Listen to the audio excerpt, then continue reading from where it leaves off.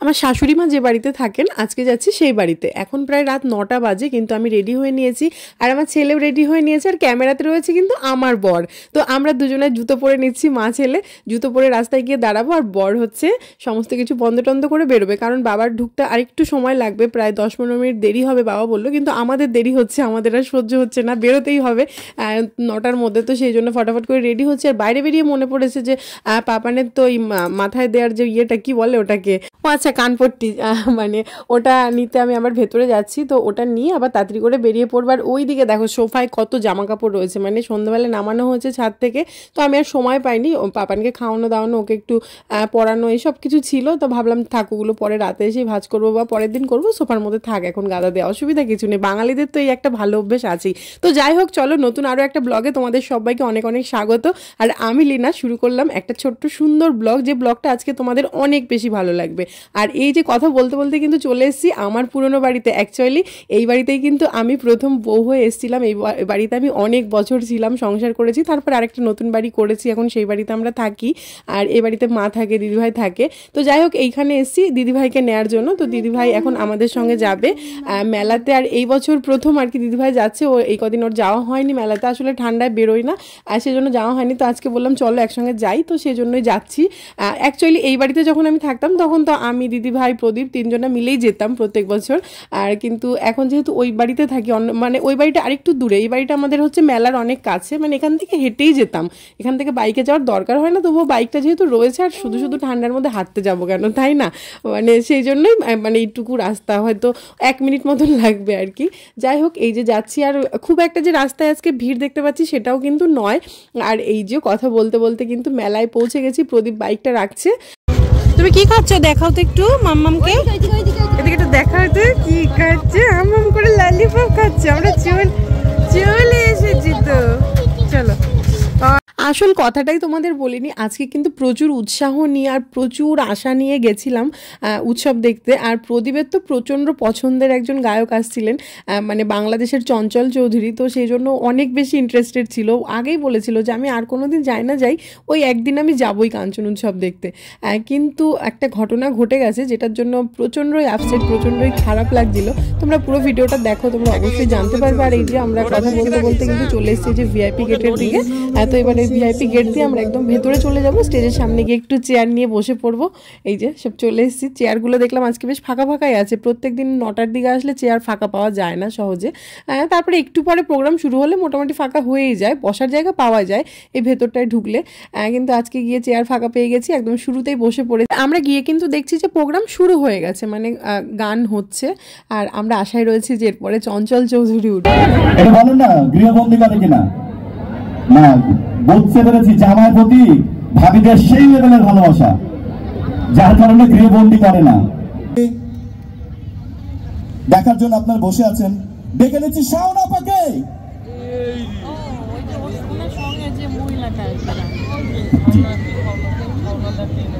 আমরা আপ্লুত হচ্ছি, আমাদের এক রবীন্দ্রনাথ, এক নজরুল, আমরা ভাষায় এক, ভালোবাসায় এক, মানবতা। মেহের আফরোজ শাওন, প্রখ্যাত গায়িকা ও চলচ্চিত্র অভিনেত্রী, আমাদের মধ্যে এসে পৌঁছেছেন, তিনি আসছেন মঞ্চে। আমরা ভালো আছেন আপনারা? আমি যখন এতগুলো বাঙালিকে সামনে দেখি, তখন আমি আর বাংলাদেশকে মিস করি না, কারণ আমি জানি বর্ধমান এবং বাংলাদেশ অনেকটা একদম কাছাকাছি। আমার সাথে ব্যাক স্টেজে বাংলাদেশের অনেকের সাথে দেখা হয়েছে, বাংলাদেশে। একটু কি আমাকে হাত তুলবেন, কাদের কাদের আত্মীয় আছে বা বাংলাদেশের কারা কারা আছেন? অনেকগুলো হাত দেখতে পাচ্ছি। সর্বত মঙ্গল রাধে বিনোদিনী রাই, বৃন্দাবনের বংশীধারী ঠাকুর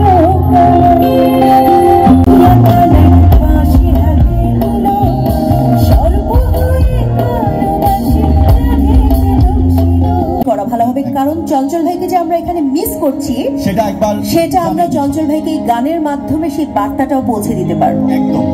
একদম আমাদের দেশের বাঙালিদের খুবই একজন বিখ্যাত বাউল শিল্পী হাসন রাজার একটি গান করব।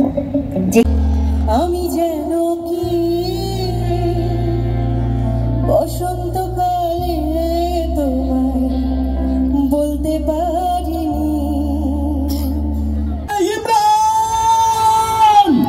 জয়কারী হবে মেয়ের জন্য।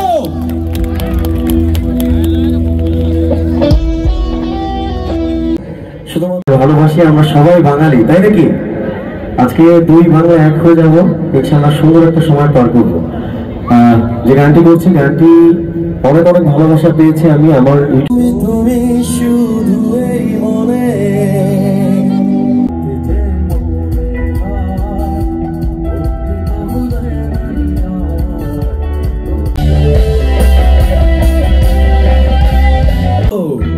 বলতে চাই, বলতে তবু কতটা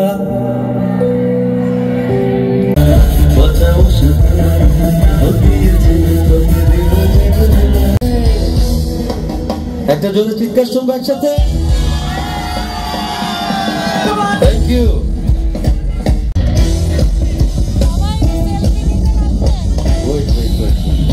Wait a second.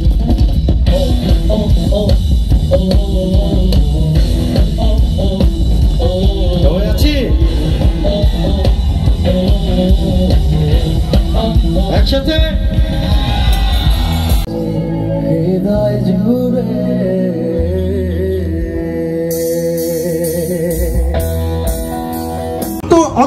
অন্তঃস্থল থেকে তাকে আন্তরিকভাবে বরণ করে নিচ্ছি। আমরা কৃতজ্ঞতা জানাই, আমরা ধন্যবাদ জানাই সমগ্র বাংলাদেশের প্রতিটি মানুষকে। আর প্রচুর শীত লাগছে আমার এখন, মনে হচ্ছে সত্যি বরফ পড়ার মতো শীত।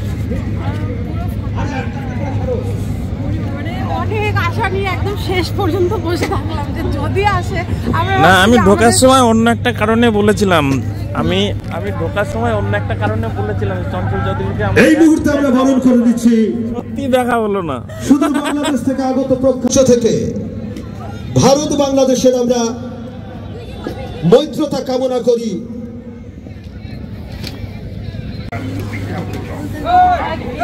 আজকে মাঠটা বেশি ফাঁকা হয়ে গেছে তো, মানে সবাই চঞ্চল চৌধুরীর জন্য সত্যি খুব আশাই ছিল আর কি। আমি সব থেকে বেশি মানে মারাত্মক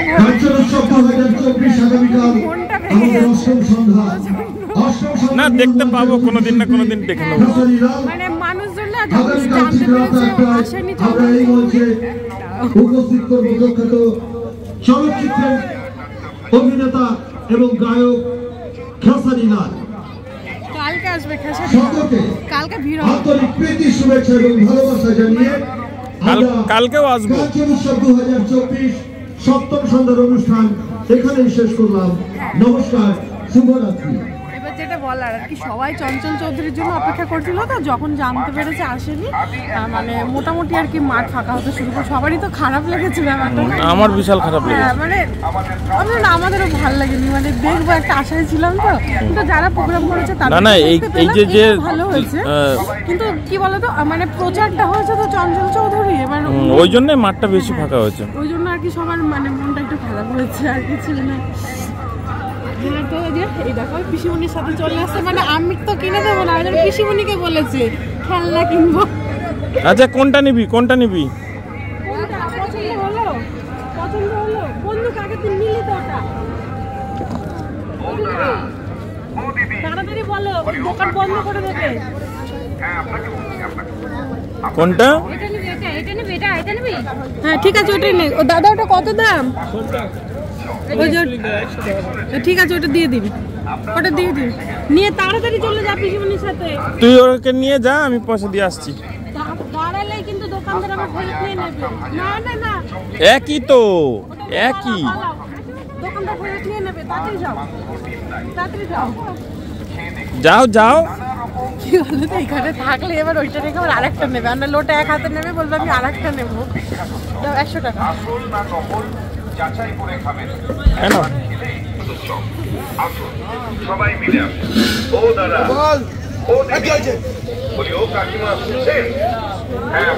আসলে কি হয়েছে বলো তো, তো ওই যে বললাম চঞ্চল চৌধুরী মানে বাংলাদেশের যিনি আর্টিস্ট আর কি, আসার কথা ছিল, তো ওনাকে দেখার অনেকটাই আশা ছিল, কিন্তু উনি আসেননি, মানে কোনো কারণে হয়তো ওই দিন সকালেই বা যাই হোক তার আগের দিন মানে আগের মুহূর্তে হয়তো প্রোগ্রামটা উনি ক্যান্সেল করেছেন, মানে ওনার নাকি অন্য কোথাও এমনই একটা মানে শ্যুট ছিল যেখান থেকে উনি আসতে পারবেন না, মানে আটকে গেছেন, সেই জন্য উনি এই প্রোগ্রামে আসতে পারেননি। তো সেইটা মানে ওটা তো এবার আগে থেকে এবার প্রচার হয়েছে, যেটা মানে এত দিন ধরে পোস্টার দেয়া বা প্রচার, তারপরে হঠাৎ করে প্রোগ্রামের দিন রাত্রেবেলায় যখন জানা যায় যে আসবে না, সেটা একটু খারাপ লাগারই থাকে, বেশ খারাপ লেগেছে।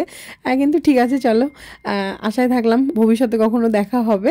আর এইখানে হচ্ছে নিয়ে নিয়েছিলাম একটু জিলেপি, আর পাপান বলছে আমি জিলেপি খাবো, তো সেই জন্য ওর জন্য আবার বললাম যে এক পিস হচ্ছে দিন একটা কাগজে করে, দেখো কি সুন্দর করে জিলেপি খাচ্ছে, মানে প্রচণ্ড ভালোবাসে ও খেতে, হাবিজাবি খেতে প্রচণ্ড ভালোবাসে, সত্যি কথা যেটা। এই যে চলো পিছুনিকে টাটা করে দাও, দাদা পিছুনি ঢুকে গেল।